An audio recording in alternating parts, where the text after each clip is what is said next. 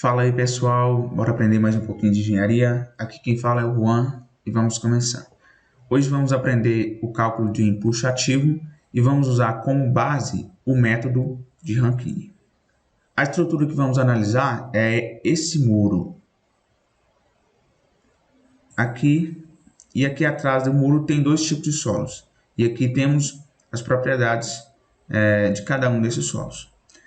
Devemos salientar que aqui na interface entre o solo 1 e 2 temos o nível d'água e a gente vai analisar a interferência desse nível d'água ao longo do nosso exercício.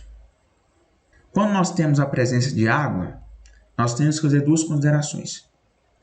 Aquela parte do solo acima do nível d'água, ou seja, daqui para cima, nós vamos considerar o gama nat, ou seja, o peso específico natural do solo para o cálculo das tensões.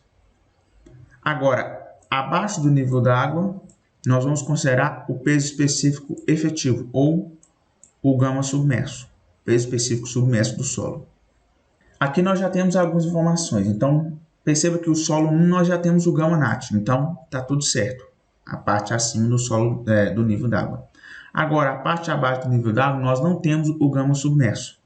Temos aqui o índice de vazios e temos o γS, que é o peso específico dos sólidos. Então, em função dessas duas informações, nós vamos ter que calcular o gama submerso e, a partir disso, é que nós vamos calcular as tensões ao longo do perfil do solo.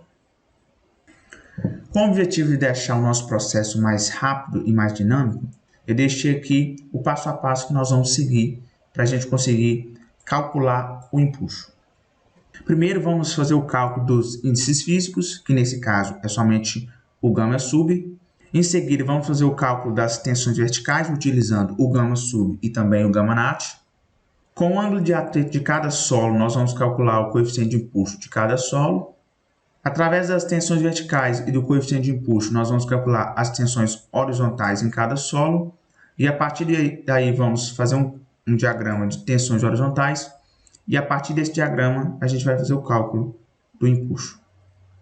Começando pelo passo 1, nós vamos calcular agora o gama sub da parte do solo 2. Então, vamos utilizar o γS e o índice de vazio para isso. Então, nós temos aqui uma equação que utiliza justamente essas duas informações e utiliza o gama da água também. E o gama da água é conhecido que é 9,81. Então, substituindo o γS que nós temos aqui e o índice vazio que também nós temos aqui, e o gama da água, que é 9,81, nós encontramos o gama sub igual a esse valor aqui, 7,67. Então, agora nós vamos utilizar esse valor para continuar o nosso problema. Começando agora o passo 2, nós vamos calcular as tensões verticais. Para isso, nós vamos definir alguns pontos, que são esses pontos A, B e C que aqui estão, para a gente calcular as tensões nesse ponto. Que é justamente o ponto inicial, aqui na superfície, o ponto entre a interface do solo 1 e o solo 2, e o ponto C, que é o ponto final, que é a linha onde acaba o muro. As tensões verticais que nós consideramos são as tensões verticais efetivas. E para calcular a tensão vertical, é justamente, vamos analisar a espessura da camada acima do ponto que a gente está considerando, vezes o gama do solo, daquele solo cuja camada está acima do ponto que a gente está considerando. Logo, nós vamos utilizar essa equação para calcular a tensão nesses três pontos. Começando pelo ponto A, o ponto A não tem nenhuma camada de solo acima dele. Isso quer dizer que a tensão nesse ponto é zero. Vamos analisar o ponto B, a tensão no ponto B. Percebemos que no ponto B temos uma camada de solo acima do ponto B, que é justamente o solo 1. O solo 1 ele está acima do nível d'água, portanto, nós vamos utilizar para o cálculo de tensão o gama nat. E para isso, nós vamos pegar a tensão que a gente tinha em A, aqui no ponto A, essa tensão é igual a zero, e vamos somar agora a tensão que nós temos acima do ponto B, que é justamente essa tensão aqui, que é a espessura da camada, que é 2,5, nós temos aqui 2,5, vezes o peso específico do solo acima do ponto, que é o solo 1, e o peso específico é 17, e aí a gente tem esse valor aqui, que é 42,5 kN por metro quadrado. De forma análoga, temos a tensão no ponto C. A tensão no ponto C é a tensão no ponto B, mais agora a tensão no ponto C, devido à camada entre o ponto C e o ponto B, que é a camada que está acima do solo. Nesse caso, como o solo 2 ele está abaixo do nível d'água, nós vamos utilizar o gama sub para calcular a tensão efetiva. E para isso vamos analisar a espessura da camada são 3 metros, então aqui 3 metros. E o gama sub são 7,67. Daí, resolvendo essa soma e essa multiplicação, temos esse valor, que é 65,51 kN por metro quadrado. Começando agora o passo 3, que é o cálculo de coeficiente do empuxo. Para calcular o coeficiente de empuxo, nesse caso o empuxo ativo, nós temos essa equação que depende do ângulo de atrito do solo. Como nós temos dois solos e, portanto, dois ângulos de atrito diferentes, nós vamos calcular o coeficiente de empuxo para cada um desses solos. Então, para o solo 1, temos o Ka1, que é justamente, resolvendo essa equação, nós temos o valor igual a 0,33, e para o solo 2, temos o coeficiente de empuxo igual a 0,36. Em sequência, nós vamos para o passo 4, que é o cálculo das tensões horizontais. E as tensões horizontais, calculada por essa equação, ela é uma parcela da tensão vertical, que é justamente multiplicar a tensão vertical pelo K. E aí vamos calcular agora a tensão horizontal em cada um dos pontos A, B e C. Como a tensão vertical em A é zero, isso quer dizer que a tensão horizontal também em A é zero. Agora, quando a gente analisa o ponto B, temos uma situação diferente. Porque no ponto B, ele está no intermédio, ou seja, ele está na interface entre o solo 1 e o solo 2. Então, nós vamos considerar o K do solo 1 ou o K do solo 2. Na verdade, a resposta é que nós vamos considerar o K dos dois solos. Então, vamos calcular a tensão horizontal considerando o K do solo 1 e também a tensão horizontal considerando o K do solo 2, que é justamente o que está aqui. A tensão horizontal em B é 42,5. Considerando o K do solo 1, nós vamos ter essa tensão horizontal. Considerando o K do solo 2, nós vamos ter essa tensão horizontal. Por fim, no ponto C, temos só o K do solo 2, porque só temos o solo 2 no ponto C. Portanto, usando o K do solo 2, temos essa tensão horizontal. Bom, o que nós fizemos agora foi o cálculo das tensões horizontais em função das tensões verticais. No entanto, nós temos que lembrar que no ponto B nós temos o nível d'água e o nível d'água também gera tensão horizontal. A tensão horizontal devido à água vai ser calculada em função do peso específico da água vezes a altura da camada d'água que a gente tem no nosso solo. Então, se a gente for considerar o ponto A, não tem água. Então, a tensão de água no ponto A é zero. No ponto B, o solo está aqui. Então, não tem nenhuma camada de água acima do ponto B. Então, aqui, a tensão de água aqui é zero. Mas no ponto C, nós temos uma camada de água que é de B até C. Então, vamos ter tensão horizontal no ponto C, que é o calculado por essa equação.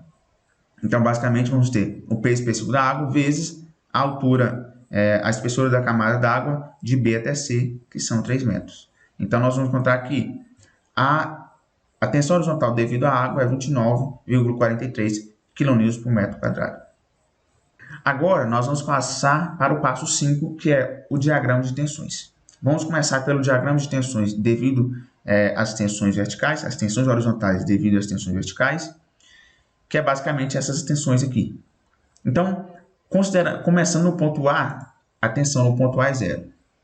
A tensão no ponto B, inicialmente, é esse valor aqui, 14,03. Então, a gente faz um ponto 14,03 e liga esse ponto, de 0 até 14,03. Porém, ainda em B, nós também temos que a tensão em B, devido ao coeficiente de impulso do solo 2, é esse valor aqui, de 15,3. Então, também em B, o valor da tensão horizontal é de 15,3. Daí a gente liga esses dois pontos. E por fim, no ponto C, nós temos o valor de 23,58. Daí a gente coloca esse ponto e liga esses dois pontos. formando assim o nosso diagrama. Agora, nós vamos adicionar o nosso diagrama devido à tensão horizontal da água, que é esse valor aqui de 29,43. No ponto B, a tensão é zero. A tensão horizontal é zero. Agora, no ponto B, no C, nós temos a tensão igual a 29,43. Daí, a gente fecha o diagrama. E aí, nós temos um diagrama devido às tensões horizontais em função das tensões verticais. E temos agora o diagrama em função da água. Por fim, agora nós chegamos no último passo, que é o cálculo do empuxo. E basicamente, para calcular o empuxo, nós precisamos obter as áreas de cada uma dessas figuras aqui. Um método interessante é dividir esse diagrama maior em figuras retangulares e triangulares. E essa figura aqui já é um triângulo, então é fácil encontrar a área. Aqui, como podem perceber, eu dividi as figuras em figura 1, figura 2, 3 e 4 e vamos calcular as suas respectivas áreas.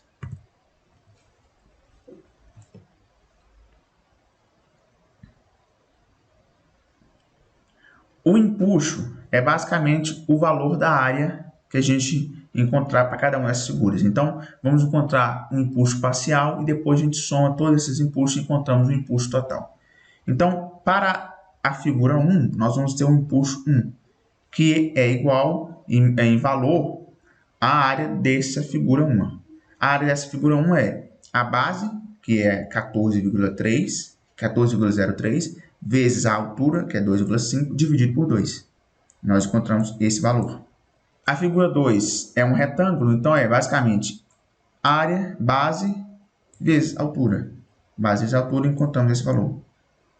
A figura 3 é um triângulo, nós precisamos desse valor, dessa distância aqui, que é 23,58 menos 15,30.